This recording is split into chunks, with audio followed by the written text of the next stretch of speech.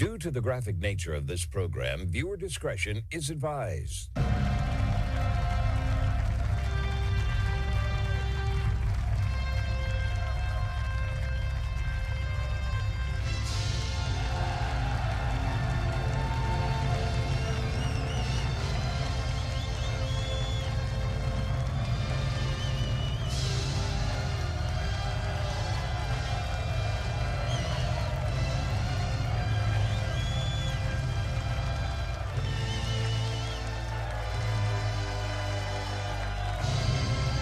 Hello, everyone. Thank you for tuning in to today's broadcast. This is the Wednesday, May 13th, 2026 episode of the Marco Duray Show, the only show where the facts are facts and hard truths thrive.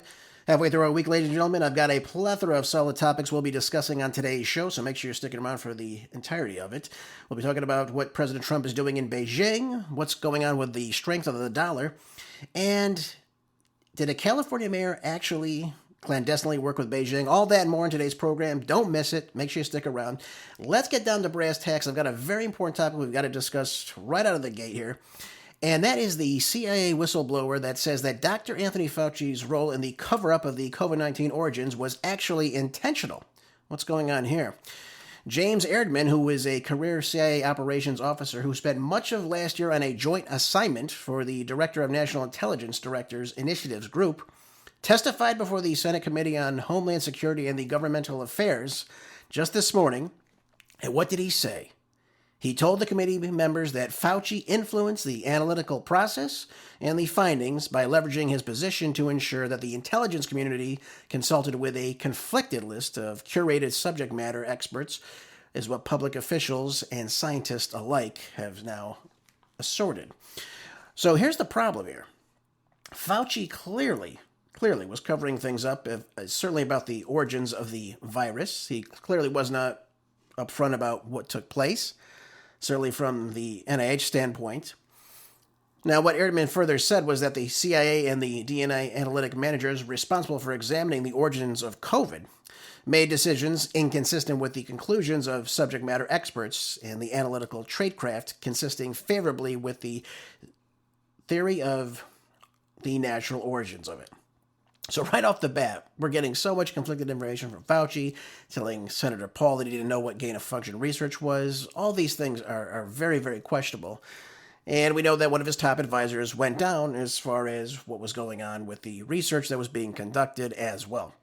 Now, in 2021, as the intelligence community worked to make an assessment as to whether the COVID-19 began with a lab leak or was it via natural origins, right off the bat, I got to stop here and let everybody know this.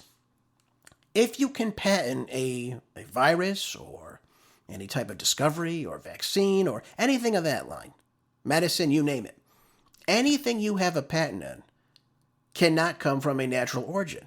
We know that they have a patent on the virus, so therefore it has to be coming from a lab leak. That's just common sense.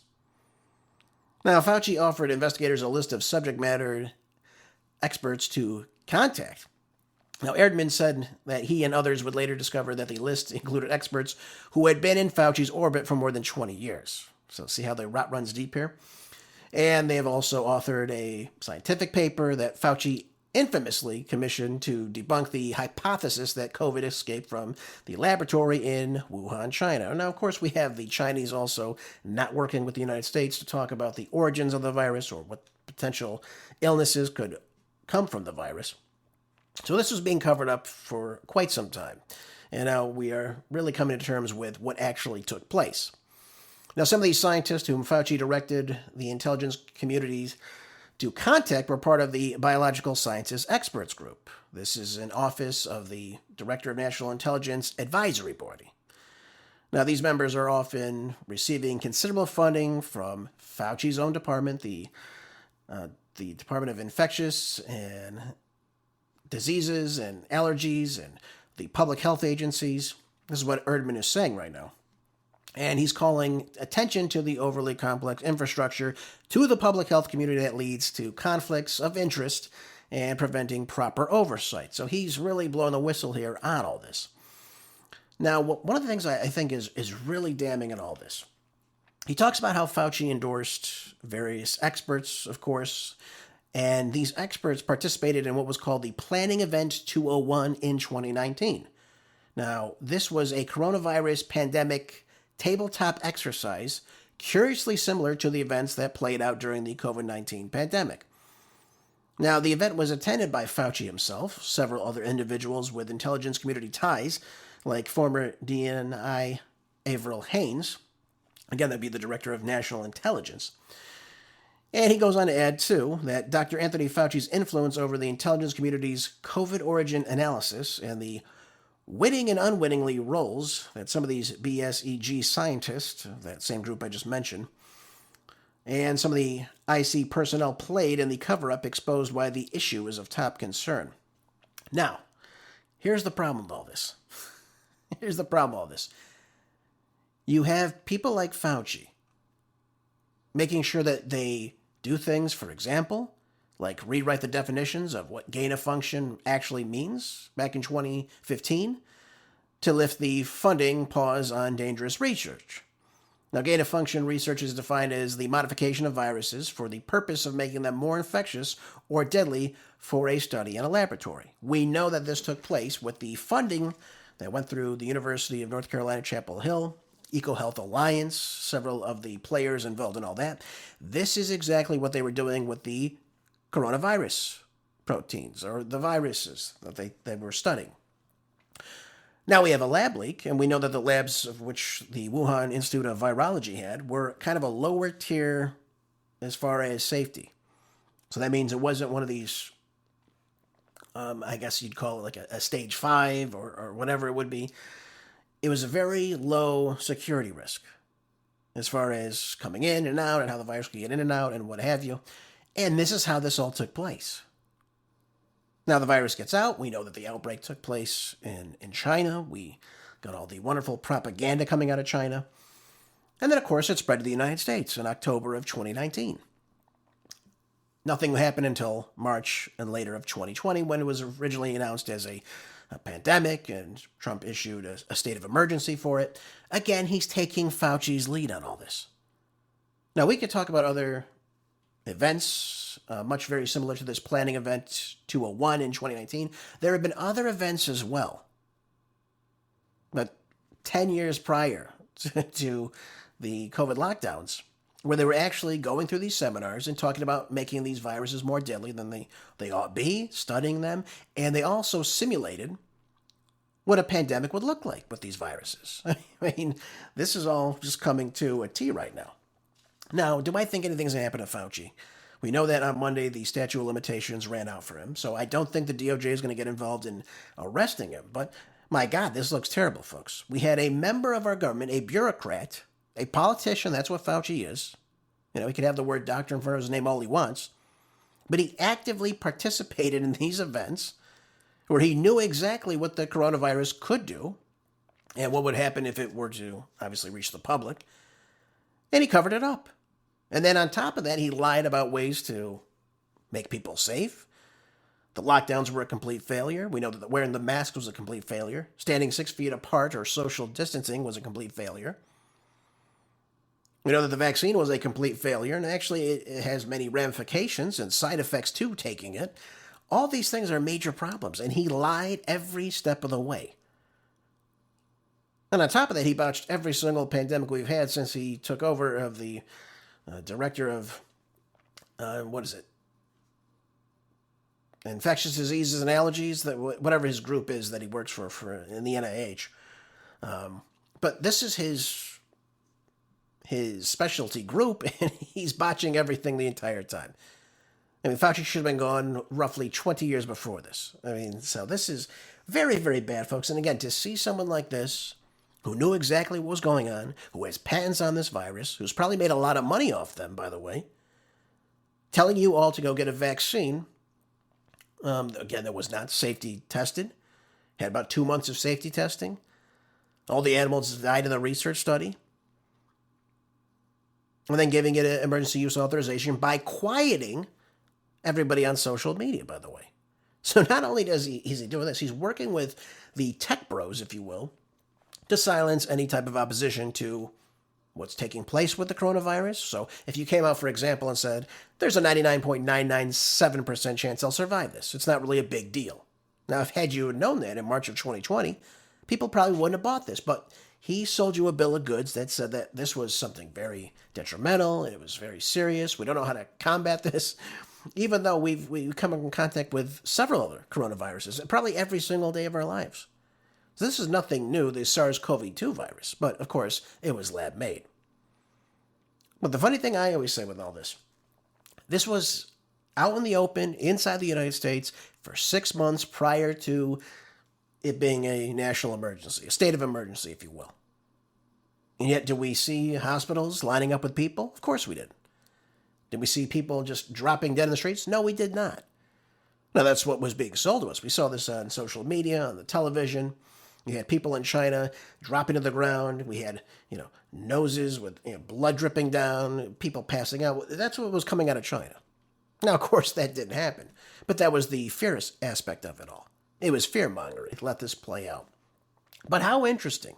We have several of these bureaucrats and many of these groups that take our government money, and they're lying to us, especially in the intelligence community as well, working with Fauci on this.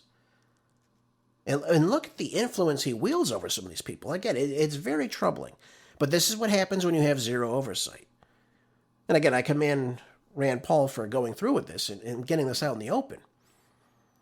But now we know that Fauci was actually attending these events that simulate these scenarios where what would happen if we had a pandemic of the COVID-19.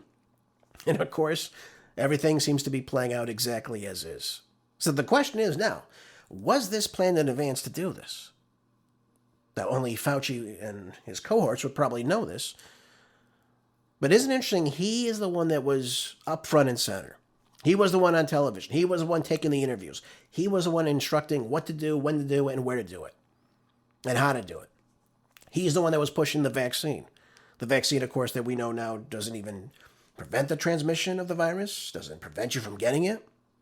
These are all things that are very troubling, as you can imagine. And so my question to you now is, where do we go from here? Do we actually try to go out after Anthony Fauci? Do we try to take him down? Should he be arrested for this? Should he be tried for this? And why did the DOJ not do anything about this? Why did we wait till the last minute, by the way? I mean, we could have had these hearings on day one of Trump's second term, day one. He could have had people going after Anthony Fauci, right? We could have had a committee. We could have had this whistleblower come forward and say all these things and get to the bottom of this. Instead, we waited till the last minute, and now nothing can be done about this, so-called. And Fauci, of course, has a pardon. Pardon for what? God only knows. But Joe Biden was keen enough to give that to him. So that tells you there's something dirty going on with Fauci, and probably for quite some time before that. I mean, again, this guy has made so much money off this. And again, it should be very troubling to not only myself, but you and I, because this greatly affected how this country worked. I mean, we had the economy go under. We had many small businesses go out of business. We had people's lives change. We had people that were, again, not seeing family during the holidays or what have you, going to see their elderly relatives. It was all ridiculous, folks. Absolutely 100% ridiculous. And it was all to push this vaccine that nobody should be taking. Again, you can go back to any of my shows where I'm talking about the ramifications of them, the adverse effects. I mean, you look at the VAERS report, even today, it's over 2.6 million people on it. And when we talk about the VAERS report, it's not just anybody can come out of the woodwork and say, I took this shot, now I'm sick. Everything is a legal binding document where people come forward and say, I took the shot and then X, Y, and Z happened to me. Or I was totally fine before I took this shot, and all of a sudden now, I've got pericarditis. I got myocarditis. I have sterility now, or I had a heart attack, or I've got blood clots, or I've got, all these other conditions associated with this. There's so many of them that we could look at, but all of them have spiked, well over 100% in all of them. So, and again, people like Edward Dowd have done great research on this too. You can look at his work on this, about people that have died as a result of the vaccine, or I guess what you would call a vaccine. I don't call it a vaccine. I call it a shot. That's what it is. It doesn't act as a vaccine. It makes your body become a host to create spike proteins using this mRNA technology that should not be used in vaccinations. Even the guy that invented it, was his name Robert Malone? Dr. Malone? Yeah. He said we shouldn't even be using this. And of course, this is what we're using. We're trying to use this now for flu shots, if you will. So, again, folks, the rot runs deep. I wish we got to the bottom of this. I wish there was some comeuppance for Anthony Fauci. I really do. And I think most Americans do as well. So that's why I wanted to bring this up to you. That, yes, you've been lied to. You were lied to by the government. And, of course, nobody gets taken down. And the Trump administration either purposely let this run out, but we should all be very, very upset about all this, I think. Especially moving forward. There needs to be some limits about as far as what these government organizations can do. They were actually, during the Biden administration, working with OSHA, trying to force companies to make sure that people were taking this COVID shot. A shot that you didn't ask for, a shot that was not properly tested. Trump actually took off the safety guards, according to, obviously, to create these shots. And then they pushed them out right away and told you they were safe and effective, right? We kept hearing that. Well, they weren't safe, obviously. I just told you they weren't. I mean, when you have turbo cancer now being a thing, getting any of these cancers from, 300% to 900% fold on people coming down with these illnesses that took these shots. I mean, this is very problematic. And then again, you're seeing in Europe, you saw, soccer players passing out in the field and dying. I mean, that's something common, folks. We saw it here in America, football players passing out on the field that had taken these shots. Now, some people will say, well, Gerace, that's correlation. Well, again, pretty high correlation, though, don't you think? I mean, these are professional, top-of-the-line athletes. These are not your average athlete. They're in the top echelon. And they're passing out and dying on the field of a heart attack? No, I'm sorry, folks. That doesn't make any sense. And we shouldn't accept this either. Let's just be very clear about this. We shouldn't be accepting this nonsense. But again, I feel like it's deja vu now. And just to shift over to another important topic, we got to talk about this article out of the New York Post. It says here, possible Illinois hantavirus case not linked to outbreak on the MV Hondius, I believe is how you said, the cruise ship that, of course, just recently docked and everyone was expatriated back to the United States. But now we're trying to use this fear-mongering yet again. Hantavirus, what is it? We never heard about it. Nobody seems to get these. What's going on? Of course, it spreads fear. People are worried about it, just like the whole monkeypox thing. So that was a total scam too, folks. Now, again, the hantavirus, the CDC itself has been studying it since 1993 and, of course, tracking it. And in the time frame from 93 to 2023, right, a 30-year span, they've documented at least 860 cases. Now, there is a high mortality rate associated with it. But the way it's contracted, it's not a communicable disease. So, to me, the fear-mongering is all ridiculousness. Yeah, that didn't stop them from suggesting that a suspected hantavirus case being investigated in Illinois, saying it's not linked to the outbreak of what took place on this cruise ship. But health officials are still looking into it. And the sickened residents of Winnebago County didn't travel aboard the ship and most likely picked up the virus while cleaning a home that had rodent droppings. So here's what we know about this virus. It's spread not through you talking to someone or you sneezing on somebody, but you coming in actively in contact with rodent droppings somehow. I know it sounds disgusting. Rodent urine, rodent droppings, or rodent saliva. Now, if you don't do those things, you're not going to get this virus.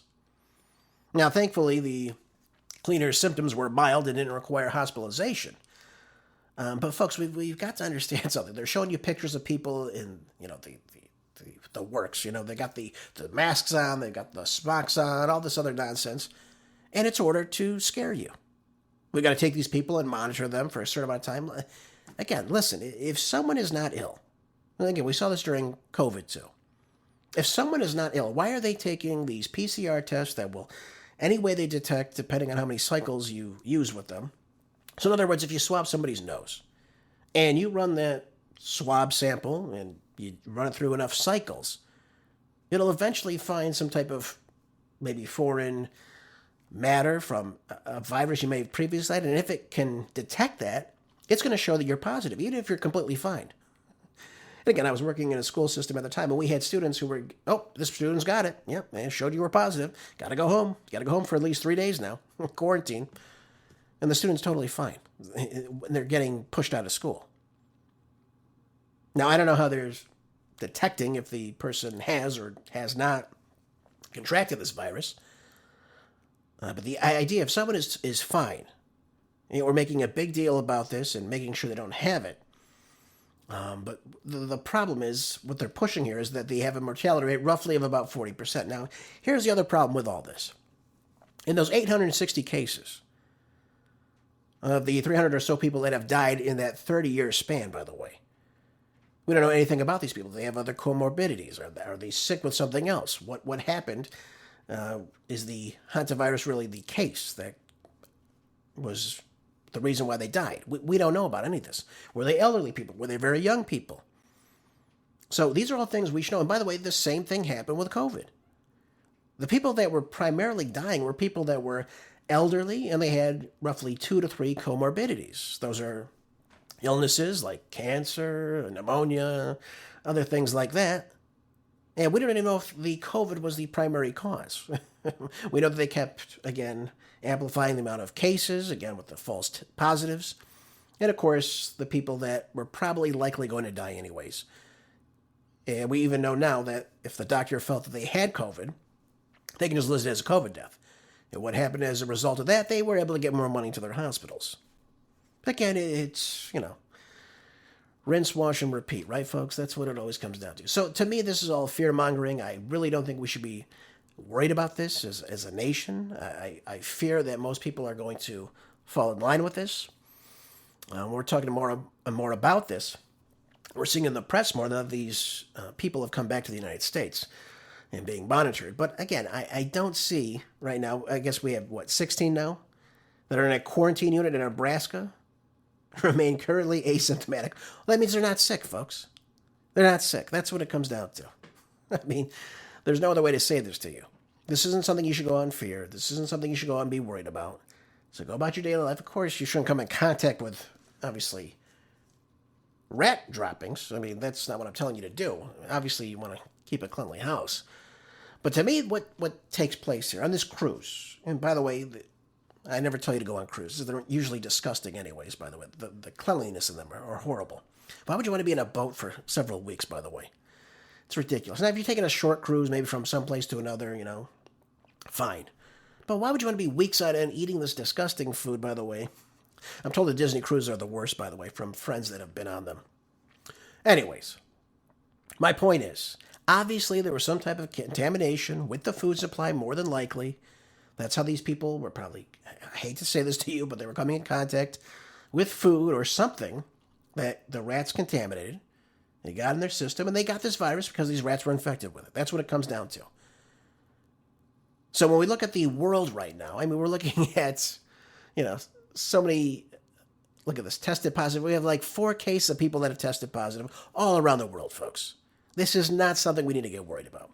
But what I fear right now, especially the way the economy is going, when you have the CEO, I believe, of Shell coming out and telling us that we have, we're 1 million barrels short of the oil supply that we need right now.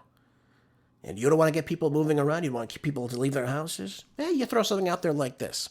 Now, do I think that will actually happen? I hope not.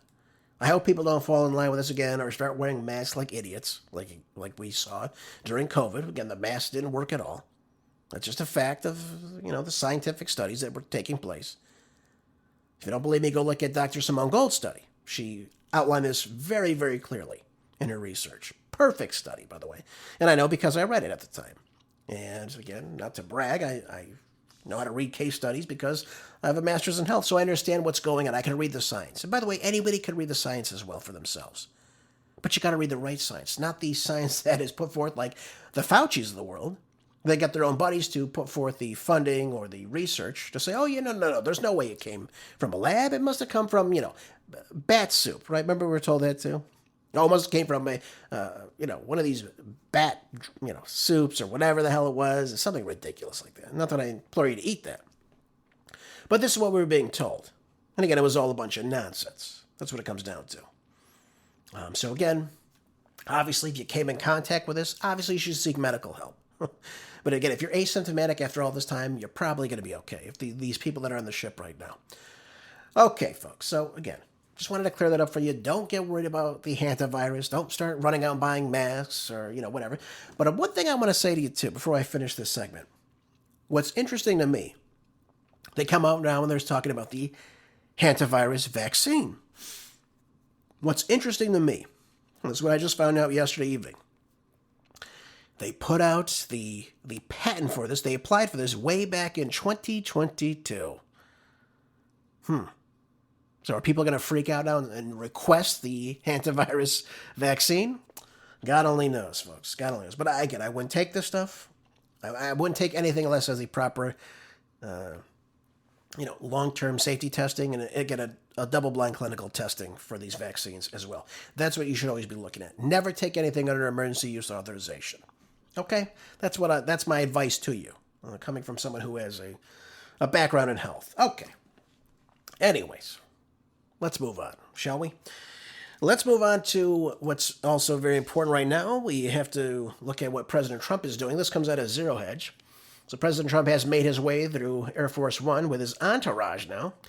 Yeah, I saw Marco Rubio. He's in a Nike tracksuit now. They really want him to become president. Did you know that? I mean, they show him DJing. They show him, now in his nice tracksuit to go with President Trump. What the hell's he doing there anyways? He's not going to meet with Xi, is he? He's not going to meet with any of the counterparts there. What the hell's he doing there? He should be working on trying to get this deal with the Iranians. That's what he should be doing right now. That's what we need. Anyways. He was greeted by a lavish red carpet welcome, of course, as you could expect.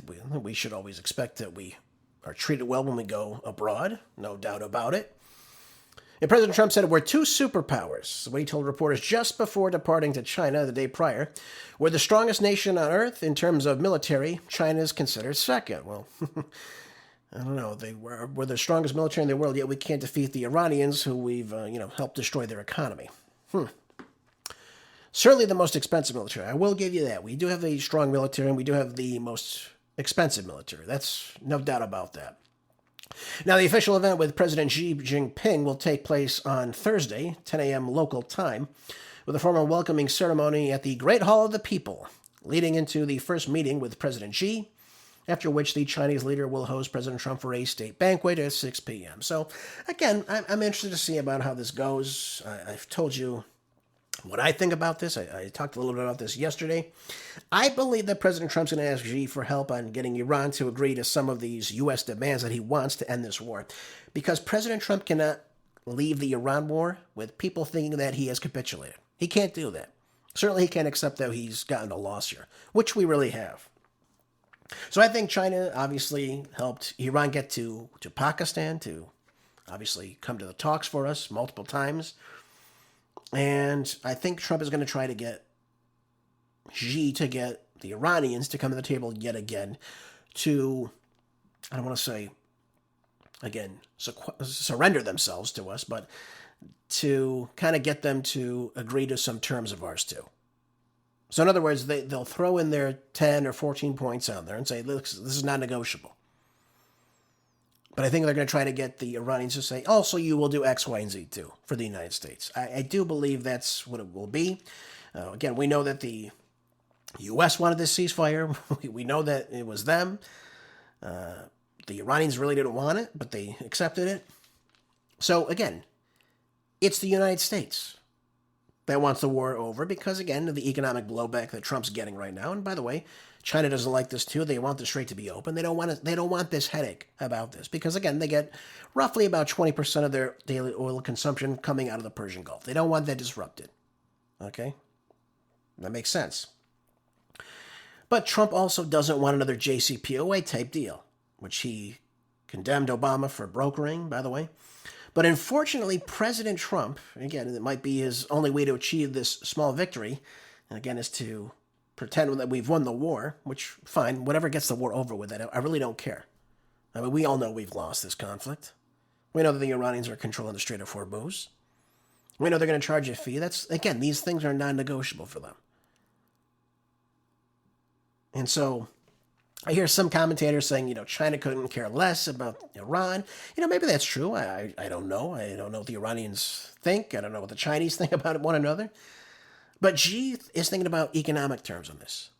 And if Iran is then in the hands, for example, of the United States, or if they install a puppet president, and instead of sending that oil to China, for example, they're sending that oil to the United States, that affects Chinese economy. It affects how they operate. They don't want any type of anything to block that. And so this is why I'm saying this to you.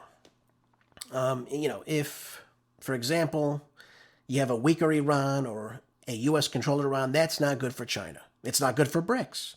I don't think China or Russia would like to see a weaker BRICS. They want to see BRICS do better. And notice, too, you have Iran is now trading in the Chinese yuan, which means, again, a higher demand for their currency. And wouldn't China like to replace the dollar as the world reserve currency? I think so. I think they would love that. It would definitely bring up their status as far as Trump said, we're the two superpowers. And China understands this. China knows that we're vulnerable right now. We couldn't beat the Iranians. And if there's a higher demand for the Chinese yuan, if now you have a certain percentage of these ships crossing through the Strait of Hormuz now, which you're estimating to be $96 billion every year, to have a lot of that paid in the yuan and the demand for that, that's going to look good for the Chinese economy. It's going to bolster up their economy. They want those things. They like these things. They need these things. This is what they want. Again, folks, it all comes down to a power play. This, again, weakens the United States globally, and the Chinese, of course, would love to see that. Absolutely, 100%. Now, on the tariff issue, I think is going to be the other position that will be discussed, and, of course, sanctions as well. I think President Trump has always kind of caved in this situation. One time he would, impose a higher tariff. He'd redact it, then he'd come back to it many times before. I think the same deal will be made, too. Obviously, reduce the sanctions that have been recently placed on the Chinese. I think that's going to be obviously something that's very, very important. You'll see the Chinese companies in return ask for something, obviously, and Trump will ask them for something too. You'll probably see that tariff or those sanctions kind of being relinquished at some point. I do believe that. And then the other topic they're discussing probably will be Taiwan. I think that's going to be not really a huge factor in all this. Again, anyone that cares can look up and see that the Taiwanese government right now are moving towards, voting to be annexed back into mainland China. I don't know if the U.S. wants that, but if you look at what they want this. They want to be brought back into China. They don't want the headache of having to be invaded and whatnot. And the country itself is moving back towards that. I mean, historically, Taiwan was always a part of China. I believe until the late 1800s, it was brought back into Japan, of course, and then after World War II, it was given its independence. And, now they're coming back into wanting to be part of China again. Now, again, would you want to give arms to the Taiwanese, who may be brought back into the Chinese government and have our arms to be used possibly against us in some way? I don't think so. I really don't believe that. So Trump needs to get a handle on all that, too. What do the Taiwanese actually want? Do they want to be brought back into the Chinese government? Maybe they do. Maybe they come back as kind of like an offshoot of what they were before. Again, but kind of like an umbrella under what China is. That could be something that would, obviously, especially in terms of the being in the South China Sea, do we have not have another ally there? Again, China's making these power plays, folks. And again, it's all working in their favor. So I don't think we should be selling them arms, especially right now, if that's what they're considering doing. So we'll see what President Trump and Xi talk about. We'll see how Trump sells this to the American people. Again, I don't think he wants to go into this meeting looking like he's not brought anything back. And I think that's why he's waited for this for so long. But one of the things I think is extremely remarkable, and again, Trump says a lot of things, but this is what he said just yesterday before boarding to go to China. Take a listen to this about what he has to say about the war with Iran. Time being, the ceasefire remains in place. It's unbelievably weak, I would say. I would call it the weakest right now. After reading that piece of garbage they sent us, I didn't even finish reading it. They said, I'm not going to waste my time reading it. I would say it's one of the weakest right now It's on life support. They understand these are all medical people. And Dr. Oz, life support is not a good thing. Do you agree? Bad prognostic. I would say the ceasefire is on massive life support, where the doctor walks in and says, sir, your loved one has approximately a 1% chance of living. Well, good thing that Trump is a Red Cross doctor, right, folks? Thank God for that. So he didn't even finish reading it, but he knows it's a piece of garbage. So wait a minute. The President of the United States gets a proposal from the Iranians to end this conflict, to end this ceasefire, to end the war, and he doesn't even read all of it? How much of it did he read then? Now, he might not like the provisions on there. I don't think he wants to be dictated about how to end the war. But it clearly shows that the Iranians are in control right now. They are brokering the deal that is going to be beneficial to them. Because, again, as I told you before, they did not want this ceasefire. They didn't want it. They didn't need it.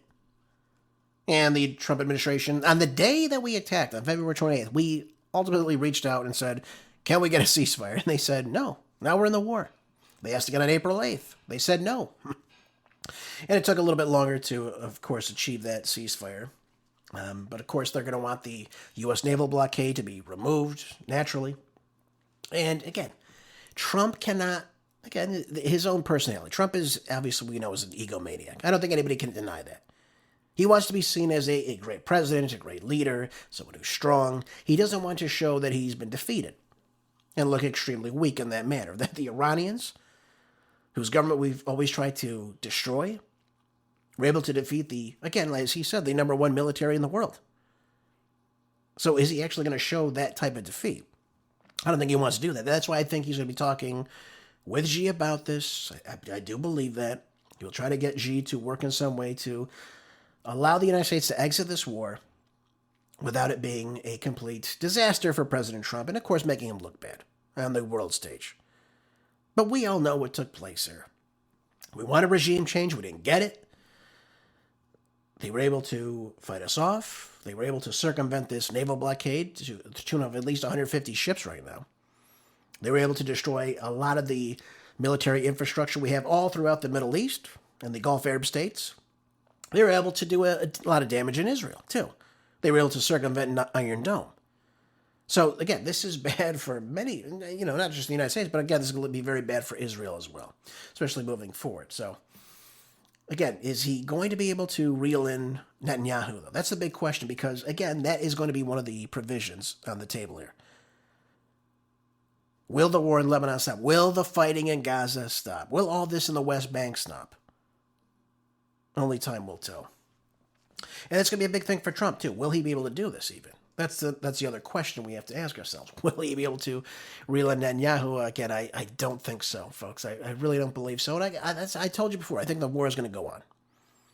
And I said it's probably going to go on after he meets with Xi. Something will happen again. He'll say, oh, look, they've broken the ceasefire. We've got to go back in, and we resume the fighting. What we will do, I don't know. If it'll be try to be a bigger barrage of fighting. Will they hit some of the targets he's said, like the nuclear power or the energy infrastructure or the desalination plants, hitting civilian targets, which, again, are war crimes? I don't know if he's going to want to do that, but what else does he have? He has no other way to get out of this. And the War Powers Act, the 60 days are now over. And, of course, I saw today, though, that Congress didn't vote to end the war. They were a vote shy of that, John Fetterman being that vote that allowed the war to somewhat go on. So we'll see what exactly happens if they let President Trump go on with all this. But they're already brazenly talking about going on with the war. You hear the likes of the Marco Rubios, the other ones on Fox News, for example, the General Keens, of course, the Lindsey Grahams always going on saying, well, we've got to go and do this. We've got to continue on. They're even talking about now arming the Iranian people, as you know, as I've told you before, which is, again, is not going to go over very well. But listen to Rubio talking about what we have to do next. This is great. This was just a couple of days ago. Rubio being Rubio, showing exactly why this war was totally and utterly not planned accordingly. As President Trump has said, and the facts clearly bear out, the United States of America holds all the cards. There is no scenario here in which if they decide to join a ladder of escalation, they wind up getting the last say. But our preference is for these straits to be opened to the way they're supposed to be opened, back to the way it was. Anyone can use it, no mines in the water, nobody paying tolls. That's what we have to get back to, and that's the goal here. So in other words, we have to get back to the way the war was, the way it was before the war. So in other words, we can't have a closure of the Strait of Hormuz. We can't have a toll booth there. Yeah, actually, Mr. Rubio, they can. For the reason I laid out for you before. Anything from any country shoreline to 12 miles is their water. It is not international water. Now, that waterway, of course, is used by other countries. But if the Omanis want them and Iran to work together to create a toll system, they can actually do that. It's not unheard of. Look what Egypt does with the Suez Canal. Now, you say, well, they built it themselves. They allow that passage. They take tolls. Fine. It's still a national waterway, isn't it? International, excuse me. But they charge the tolls on there. And that's how they're allowed access to it. So we got to come to terms with, yes, moving forward, the Iranians will actually be allowing this toll to take place. They will get the $2 million. That's going to be the reality. You can mark my words on that. They're not going to move away from this. And the damage they've had inflicted upon them, they'll use that money to pay for that. And probably a lot of other things as well. And of course, the ships of countries that were involved in this, they will probably have to pay a little bit more too. Now, how they do that, I don't know. But that will be something the Iranians do moving forward. So Trump can say this, Rubio can say this, all they want. Hey, they don't hold all the cards. We hold all the cards. Really? Then why are they sending you such, again, brazen demands that they want? If they were losing this conflict and they wanted it to be desperately over. Or if it was so-called on life support, which, again, I don't believe it is on life support at all. That is their terms. Trump said they were negotiable. Now he's saying, well, we're not going to do that. They're so ridiculous. They're so stupid. A piece of I think the words were piece of garbage. Okay, fine. Then how do we get this war over with? Because we're certainly not going to beat them militarily. And if we believe that putting troops on the ground is going to be something beneficial, I think we've got something else coming to us, folks. Just thought I'd be honest with you on that. Okay. Now, where do we stand here in the United States? We got to look at this. This is, again, a part of something much, much bigger. And this is why I want to, again, draw your attention over to this article in Reuters. And it says that the dollar gained on Wednesday after hitting a 2-week high following the stronger-than-expected U.S. inflation reading, with talks set to begin between Beijing and President Donald Trump in the spotlight. So, the dollar actually gained. And I know some of you are saying, well, wait, how would the dollar gain when we have inflation, Gervais? We lose purchasing power. That's true. That's true. We are losing our purchasing power still. No doubt about that. But on terms of the foreign exchange markets, when they see that the interest rates of the United States will probably begin to go up because we're seeing much higher than expected inflation, again, as I just told you, it's probably going to hit roughly 4.2, 4.5% this year overall. They're not going to lower interest rates. As a result of that, the dollar is more desirable. So therefore, if the interest rates are higher, you get a stronger dollar. When the interest rates get lower, you see a weaker dollar. That's why Trump says he always wants a weaker dollar, because he wants to lower interest rates, more people will borrow money, and the economy itself would then expand. That's the way he thinks about these things. But again, when we look at the U.S. Labor Department, and they're talking about the Producer Price Index, final demand surged 1.4% last month. That's the largest since March of 2022, well above the 0.5% estimate of economists pulled by Reuters. You're seeing those PPI numbers go up. As I've said to you before, this is all going to be a part of a massive inflationary spike.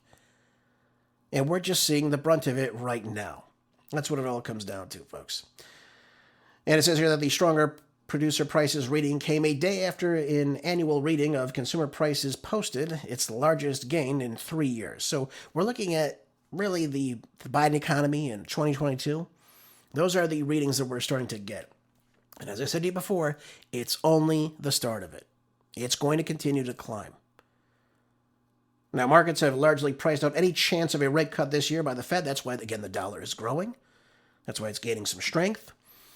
with expectations for a hike of at least 25 basis points at the central bank's December meeting have climbed to 35%. Yep, this is what it's coming down to, folks. And again, it's not going to go down anytime soon because I don't think inflation is going to come down anytime soon. I really don't. But we're looking at PPI numbers that are 6% higher than it was this time last year. You're going to see the consumer price index for inflation beginning to go up significantly. And that's just the truth of the matter. And we're going to probably hit a period of stagflation as a result of this war, depending on how long it goes on for. And I do believe it's going to continue to go on. I don't think it's going to stop. I do believe you will see that inflationary numbers beginning to tick up, and you'll see the interest rates go up as a result of this. And by the way, I saw earlier, just right before I began today's show, that Kevin Warsh was nominated as the next Fed chair to replace Jerome Powell. So I don't think he'll be lowering the interest rates anytime soon. Certainly not meeting the 2% estimate, of course, which we always use for that. Yep, folks, it's a lot, but this is where we are right now. Yep, we're seeing especially the. It's gonna be devastating what we see coming up. Again, I think the 4.2% may be even a lowball of estimate as to what we're seeing right now, especially that we haven't even really hit the supply chain and the bottlenecking issues that we are about to see. Now, we've never seen anything like this, by the way. We've never seen anything like it. So I can't even pull back a time in American history where we've had so much of the world's oil supply. I mean, we can look at certain oil embargoes and certain time frames. We look at the late 70s when we had gas lines in the United States. I think it's going to be even worse than that. I really do. When you choke off, again, 32% of the global oil supply, we've never seen anything like this before. And as a result of that, it's going to be very, very devastating for a lot of us. Even though President Trump says he's not worried about the financials of Americans. Well, you better be, Donnie, because, again, this is a midterm year. And you being indifferent to everyday Americans, again, especially the farmers, of which most of them have put you in power, I think you should be a little bit more concerned about this. Just thought I'd share that with you. Now, I want to talk about another very important topic, and this is something I think that we all need to come to terms with, that a lot of these Democrats are bought and paid for inside the United States, but this is very damning. This is very damning, this article out of Slay News. It says now that federal prosecutors have charged Arcadia Mayor Aileen Wang with acting as an illegal agent of the Chinese government in what the U.S. Department of Justice described as a covert effort to spread Chinese Communist Party propaganda right here inside the United States. Now, this Wang, who serves as the mayor of LA County City of Arcadia, allegedly worked directly with the Chinese Communist Party-linked officials to publish this pro-Beijing messaging while concealing her ties to the Chinese government. Now, the charge carries a maximum sentence of 10 years in a federal prison. Prosecutors have also revealed that Wang has also agreed to plead guilty under the plea agreement filed in a federal court. So here's the problem with so many things that's wrong with America. California. Michael Savage once called it the bridge to Beijing. I believe that's what he referred to San Francisco as. But look how deep California is entrenched in this Chinese Communist Party effort to, I guess, destroy the country and garner more influence inside the country. Not a good thing by any stretch of the imagination, but federal authorities now say that Wang operated under the direction of officials tied to the People's Republic of China between 2020 and 2022. You know, it's remarkable to me. You have Dianne Natu Feinstein, our senator in California for quite some time. What did she serve for? Almost 30 years, I believe. From 1992 until her death, which I think was a couple years ago in 2022. And then, of course, you have Eric Swalwell. We know what he did with Fang Fang. He did the Bang Bang with her, and of course, being bought off by him. I think she influenced some other politicians as well. And now let's look at Gavin Newsom. Look no further than Gavin Newsom. China inflicts this virus on the entire world, destroys the U.S. economy, and he buys $1 billion worth of masks coming out of China. it's laughable, but it's the truth. I mean, these politicians are bought and paid for. They really are, and they all have ties to the CCP. That's what it comes down to. All right, now U.S. Attorney Bill O'Reilly, who he was very great when he was in the California State Assembly, by the way, so that individuals in our country who covertly do the bidding of foreign governments undermine our democracy. Absolutely. But what does this say about us? What does it say about the United States when we have these politicians? Get Dianne Feinstein having a driver, a Chinese spy for 20 years. Eric Swalwell being obviously compromised by a Chinese spy as well. Getting, again, this leverage here inside the United States that affects each and every one of us. There's no getting away from that. Now, the allegations have been described as deeply concerning particularly because Wang allegedly maintained this undisclosed relationship with the Chinese government while serving in public office. And again, that has an effect all over the country, though, folks. We have to come to terms with this. Now, according to prosecutors, Wang worked alongside Mike's son, a Chino Hills resident previously sentenced to 4 years in prison for a related federal case. So again, the rot runs so deep, folks. And the Trump administration now wants to bring in more Chinese students into the United States to take the place of Americans because we'll make money off it. That's what he said. And I think the number they wanted to bring in was 600,000 of them. You don't think the Chinese government's going to pick and choose which 600,000 people they send to the United States? You're dreaming if you don't believe that. Let me just point that out to you. Federal prosecutors claim that the Chinese government officials directly instructed Wang and Sung on what content to publish in support of the CCP interests. So in other words, they bring up the CCP. Court documents cite multiple communications between Wang and the Chinese officials. In one 2021 WeChat exchange, a Chinese government official allegedly distributed pre-written propaganda articles denying allegations of genocide and forced labor of Chinese Xinjiang region. Yep. So again, they change the way, of course, the perception of China is inside the United States to look at it in a more favorable view. For example, you wouldn't want to talk about the 2 million Uyghur Muslims inside China being put in internment camps. You wouldn't want to talk about that. Yeah, it's never, ever really mentioned, is it not? Prosecutors said that Wang published the material on her website and then sent the official direct link confirming the article had been posted. Bought and paid for. In another exchange, Wang allegedly edited an article at the request of a Chinese official before sending screenshots showing the article had been generated by more than 15,000 views. Folks, this is just the tip of the iceberg. Do you think they only have 3 people inside the United States that are working on behalf like this? And by the way, it's not just the Chinese government that does these things. Don't think that's the only place this happens. We can look at AIPAC inside the United States. What did I just tell you yesterday about Thomas Massie? The guy who he is running against, Ed Gallerine, has taken almost $10 million from AIPAC. Do you not think that this person will act on behalf of the Israeli government? You're dreaming if you don't think that's true. And by the way, we know this is true among many of those in the Republican and the Democratic Party right now that are sitting in office. And Thomas Massie, who has taken not a cent, not anything from AIPAC, who actually wants AIPAC to register as a foreign lobby inside the United States, and they should. And by the way, why are we allowing this anyway? Why would we want a foreign government to influence our elections and our politicians? I think we need to have a serious conversation. And by the way, it's not just Israel or China, it's every country. If Britain had a PAC, they were buying off politicians that way, I'd say the exact same thing about that. Our politicians should be loyal to the United States, to our own constituents, in the districts of which they represent, or so-called represent.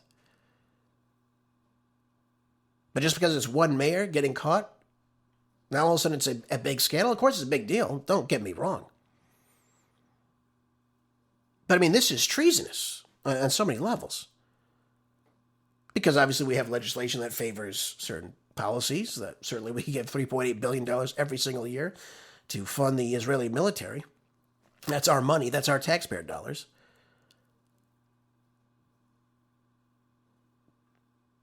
when we talk about what's going on with China now, especially, again, when we look at their position in the world, they want to be the next superpower. I don't know how any other way I could say this to you.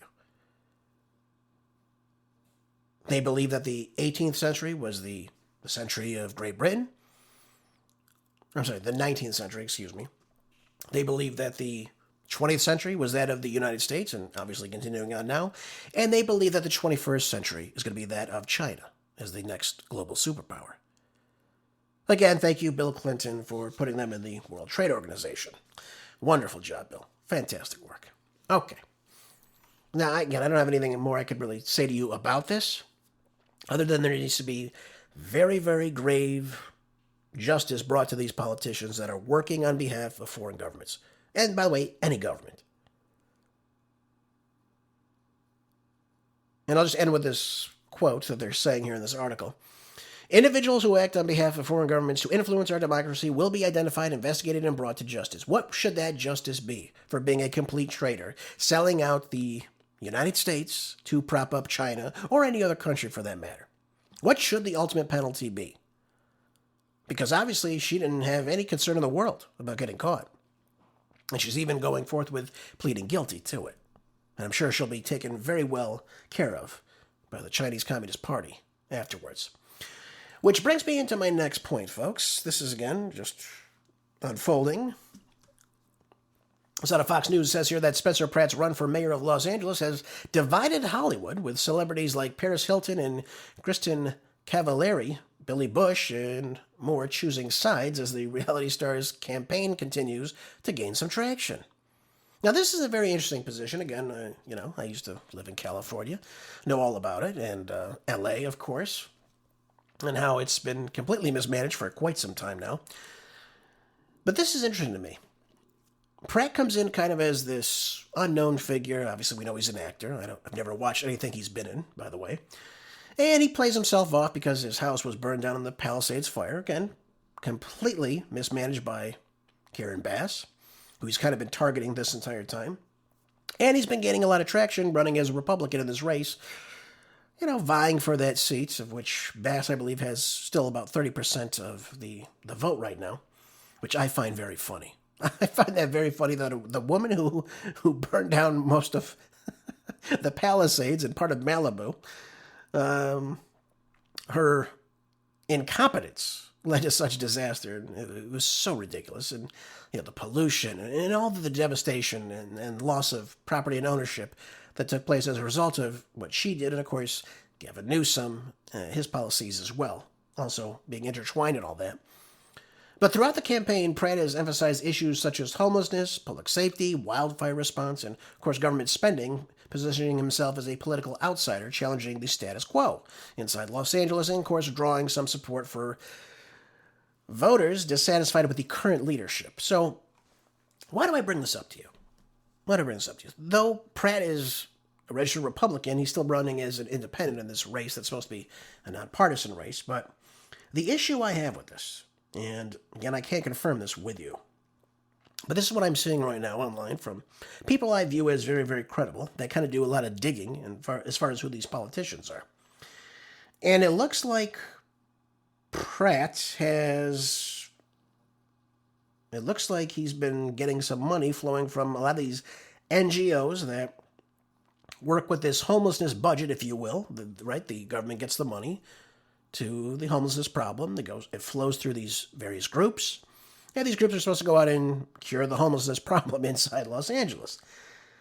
These groups that do nothing. They've taken, parts of this $24 billion given to California. They do nothing with it. Right? The homelessness problem is only exacerbated in recent years. It's absolutely disgusting. But the main issue I have with all this is he going to be someone that will stand up to these people? That's the question you have to ask yourself. If he's getting bankrolled by them, will he actually stand up and actually do something about the homelessness problem, or will, he just be another status quo figure? Now, only time will tell. I always tell you, folks, you should mix it up a little bit in politics. That's what I said when Trump was running back in 2016. I said, let's change it up a little bit. He's an outsider. Let's see if he can come in and do some good for us. And by the way, in Trump's first term, I thought he did a fairly decent job, by the way. Some policies I look at, I say I don't like. But remember, you got more from Trump than you would have got from Hillary. You got more from Trump now than you would have got from Kamala Harris. Now, does that mean everything's great? Of course not.